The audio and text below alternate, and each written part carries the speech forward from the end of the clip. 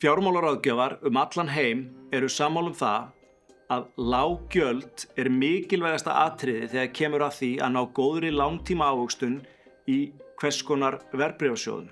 En það því miður erfitt á Íslandi því að nær allir sjóðir eru mjög dýrir og það sem verra þeir eru með mjög mörg og ógagnsæ gjöld. Í mörgum sjóðum kaupþóknun, stundum söluþóknun, í öllum sjóðum árleg umsýsluþóknun, stundum árangurstengt þóknun sem kannski hljóma sanngjörn en í rauninni gerir oftast ekkert annað en að klippa niður bestu árin sem koma alltaf af og til. Svo borgar maður líka gjald fyrir að viðhalda vörslureikningi og svo framvegis.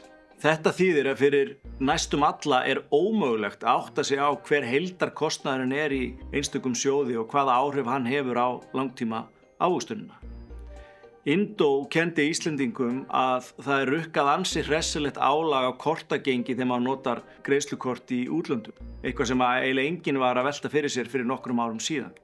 Á sama hátt ætlar Spesía að upplýsa Íslendingum það að það líka verið að rukka ennþá hressilegar öllu sem heita sjóðir í verðbréfum á Íslandi.